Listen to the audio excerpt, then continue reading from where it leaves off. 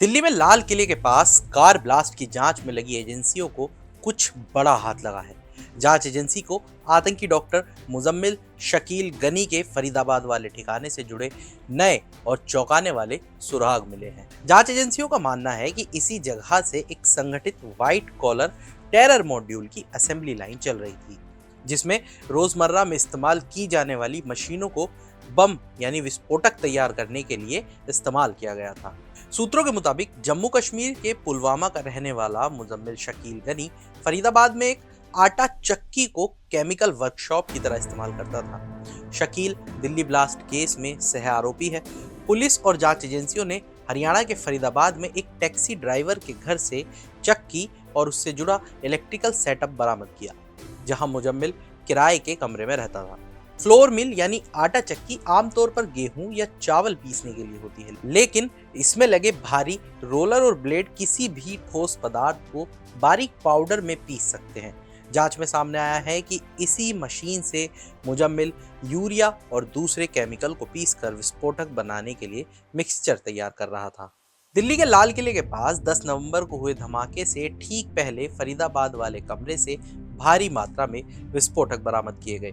Police ने 9 नवंबर को यहां से 360 किलो अमोनियम नाइट्रेट और दूसरे विस्फोटक सामग्री जब्त की, जो किसी बड़े मॉड्यूल के संकेत माने जा रहे हैं।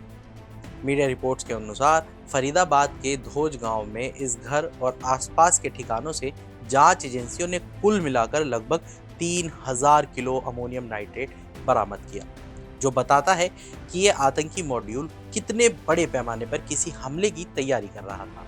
रिपोर्ट्स में यह भी सामने आया है कि इन केमिकल का एक बड़ा हिस्सा एक मौलवी के गुप्त ठिकाने या घर में छिपा कर रखा गया था, जहां मुजम्मिल ने महज 1500 रुपये महीने किराए पर कमरा लिया हुआ था। जांचकर्ताओं का कहना है कि यह ठिकाना ही इस पूरे टेरर नेटवर्क की रीढ़ था, जिसका इस्तेमाल अलग अलग शहरों में संभावित धमाकों के लिए होना था। मुजम्मिल शकील पेशे से डॉक्टर था और फरीदाबाद की अल फलाह यूनिवर्सिटी से जुड़ा रहा, जहां से उसके कट्टरपंथी नेटवर्क और भर्ती की कहानी शुरू होती दिख रही है। जांच में सामने आया है कि उसने कोविड-19 महामारी के बाद के समय में यहां ज्वाइन किया। वहीं उसके साथ उमर उन नबी नाम का एक डॉक्टर या एक इंटर्न भी जुड़ा। उमर वही सुसाइड बॉम्बर था जिसने लाल किले के बाहर I-20 कार में ब्लास्ट किया था और वो इस गाड़ी में मौजूद था और मरने वालों में वो अभी शामिल है। जांच एजेंसियों को अल फलाह यूनिवर्सिटी के कमरा नंबर 13 जहां मुजम्मिल रहता था और उमर के कमरा नंबर 4 से कई डायरी, नोटबुक और कोड में लिखे नोट्स मिले हैं।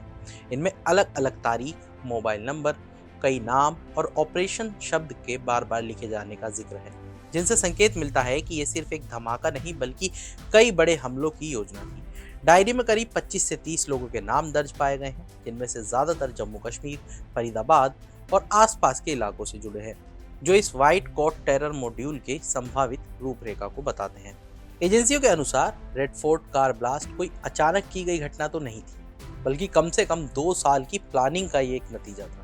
आटा चक्की को बम बनाने की मशीन की तरह इस्तेमाल करना, किराए के सस्ते कमरे में भारी केमिकल स्टॉक छुपा कर रखना और यूनिवर्सिटी कैंपस से नेटवर्क खड़ा करना, ये सब तयशुदा रणनीति का हिस्सा बताए जा रहे हैं। फिलहाल जांच टीमें बरामद diary, digital data, call records, forensic report के आधार पर इस समझने की कोशिश कर रही हैं कि इस मॉड्यूल का नेटवर्क कितने राज्यों तक फैला था और क्या दूसरे स्लीपर सेल भी इसी तर्ज पर कहीं तैयार किए गए थे या वो कहीं एक्टिव तो नहीं।